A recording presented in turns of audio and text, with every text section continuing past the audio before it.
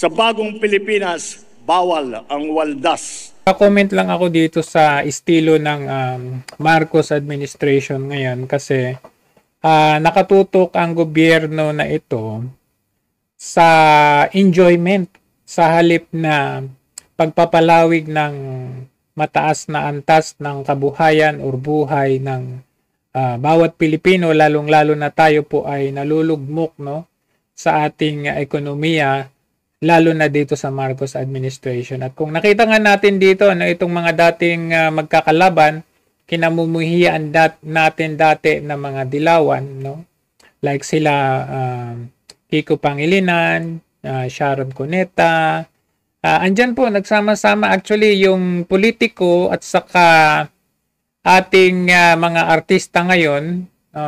Hindi po magandang precedence ito dahil napaghahalo na ang showbiz at ang politiko sa panahon ng administrasyong ito at tila baga para sa akin ay hindi magandang pagpapakita, no, ng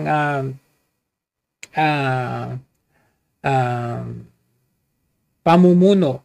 Kasi kung titignan natin, dapat nga hiwalay ang entertainment sa politics kasi iba yung politics eh. Ang politics kasi, ang mga politiko natin, sila po ay nagsuserbisyo po sa ating mamamayan dahil sila po ay ating mga paswelduhan. Itong mga entertainment, itong mga showbiz, ito po ay mga private, independent po kung saan tayo naman ay sumusuporta according sa ating mga gustong mga artista at kung ano yung kanilang mga kalidad at hindi po nila tungkulin na tayo ay pagsilbihan. So mahirap po na paghaluin ang showbiz at ang politics po. Pero nakikita natin ngayon kung inyong napanood itong konsyerto sa Palasyo kagabi, nandyan yung mga public servant, nandyan yung mga politiko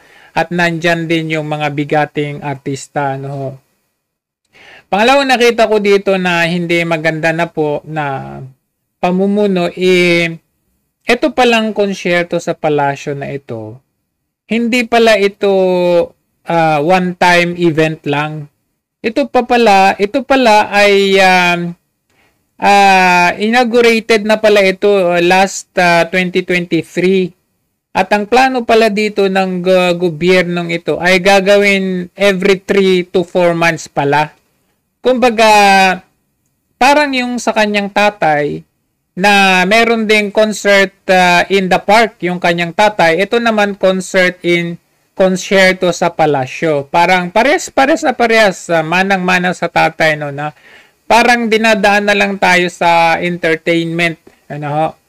Dinadaan tayo sa entertainment kung saan mag-enjoy muna tayo, ganun, mag-enjoy tayo kasi ito naman ang maganda. Kumbaga, sa kabila ng mga gutom na mga kababayan natin, mataas na inflation rate natin at yung GDP natin medyo bumababa, tumataas yung inflation rate, papakitaan tayo ng mga ayuda, papalitan ito ng ayuda, papalitan ito ng mga enjoyment para makalimutan natin or mapagtakpan ang totoong problema ng ating bansa. Sa totoo lamang ho, hindi po ba mas maganda na tugunan natin yung pangunahing pangangailangan ng ating mga kababayan, yung food security natin, hindi sa ayuda kasi mas maganda talaga yung long term na effect ng ang ating pag-secure sa food natin, security natin, hindi yung gagastos ka. Syempre, kaninong pera to? Wala ang pera ni Bongbong Marcos lang ito. 'Di ba? Ito po ay gastos po natin itong event na ito, bayad sa mga artist na magpo-perform diyan, yung mga pagkain diyan, yung mga musical production natin diyan. Lahat po yan ay gastos po natin. So, sa kasalukuyan, meron na, ito nga, panglima na yung konsyerto in the Palace kagabi. Nangyari na noong April 2023, August 2023, October 2023, tapos ito na ata yung Ito na ata yung panglima. So asahan po natin na hindi po magtatapos kagabi or ngayon lang itong konsyerto sa palasyo na ito. Patuloy po natin mga kababayan, mga mamamayang Pilipino na gagastusan ang ganitong pagiging waldas ng Marcos government na ito. Taliwas sa kanyang sinasabi na dapat magtipid tayo ngayon lalo na ngayong Pasko, dapat hindi bawal ang waldas, pero kabaliktaran sa kanyang mga pinaggagawa, sarili po nating tax ang ginagastos dito sa wawaldas ng mga konsyerto dito sa Concert in the Palace na ito. So, habang nagugutom ang mga kababayan natin, mga Pilipino, ay ito naman siyang pagwawaldas ng Marcos government na ito, sa pera o kagaya ng mga ganyan. Hindi po pwede na libre po ang pagpe-perform ng mga taong ito, ang mga artist natin. At ang isang question ko dito, ano naman po ang impact ng ganitong mga konsyerto sa palasyo na ito na meron tayong kinakaharap na kagutuman, kahirapan sa bansa natin? Ano po yung impact? Halimbawa, itong konsyerto sa palasyo ng mga ating mga artista.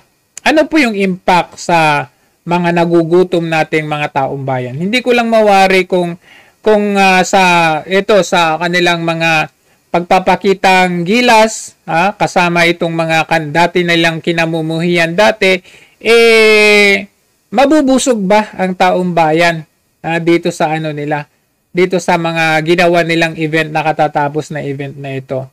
So, ito po ay malinaw na malaking pagwawalda sa pera ng taong bayan na hindi ko mawari na ito ang mas pinapriority ng Marcos government. Kumbaga sila din lang, yung mga natutuwa, nag-e-enjoy, samantalang tayo po dito ay talagang nagkakandara pa po tayo na paano natin ibangon ang ating pamumuhay. Naghihikaos po tayo bawat araw, nahihirapan na po tayo, patas na patas ang bilihin, presyo ng gasolina, presyo ng bigas hindi pa naibababa. Samantalang sila ay lagi na lang pong merong konsyerto sa palasyo. Nung panahon ni PRRD, never po natin nakita si PRRD na ginamit ang palasyo bilang event ng kanilang pansariling mga kanilang pansariling mga interest or enjoyment or never, hindi mo makita kay PRRD na gagamitin niya itong event place na ito para lamang magkaroon sila ng mga ganitong konsyerto. So, itatak po natin sa ating mga kaisipan na hindi na ho tama itong mga ginagawa ng gobyerno natin. Sinasabi ng mga tagasunod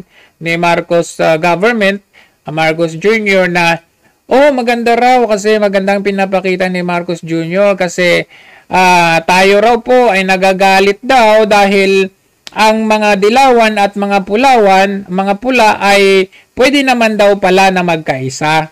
So ang tanong po, bakit po sila nagkakaisa samantalang yung mga kasama ni Marcos Jr. na Unitim noon ay kinalaban niya? In fact, una niyang tinanggal ay si Attorney Vic Rodriguez kung saan isa sa pinakamalaking contributor sa pangangampanya, siya yung naging spokesperson nung panahon na hindi makasagot sa debate itong si Marcos Jr. Si Sara Duterte, kung talaga siya, talaga ipagtanggol niya dapat itong si VP Sara na, yung confidential funds na yan, according to my kumpas yan, according to my pinayagan ko po yan. So, wag niyong i-issue yan. Yung parang ganun. Pero baliktad kaaway niya si Sara Duterte, pero kaibigan niya ang mga dilawan. So, hindi ko makuha yung punto ng mga nagsasabi na, mabuti pa naman itong si Marcos Jr. kasi unifying president. Paano naging unifying president? Ang ka-unify mo mga rebelde, yung mga dilawan, yung mga gustong ipatanggal ang tatay mo dyan sa libingan ng mga bayani nung araw, tapos ngayon sasabihin ninyo unifying president. Ang ka-unify mo ay yung mga kalaban na yan nung araw. Tapos yung kasama mo nung araw na pinagtanggol ka na hindi ka graduate, hindi ka makasagot sa mga debate, pero pinagtanggol ka nila, Protect BBM, Pero ano ang ipinalit mo sa ating mga kababayan na tumulong po sa inyo? So ako hindi po talaga lubos maisip kung ano yung sinasabi nila na mabuti pa itong pangulo dahil alam niyang pwede naman pala magsama daw ang mga tae at sa mga pula. Pwede palang kaya instead na kung dati ay Uniteam ay Unipink na po ngayon. So congratulations po mga Unipink at maghimuran na po kayo ng puwet. At good luck na lang sa inyo dahil kayo po ay enjoy po kayo sa inyong mga katangahan at kagaguhan at kabubuhan. Salamat po.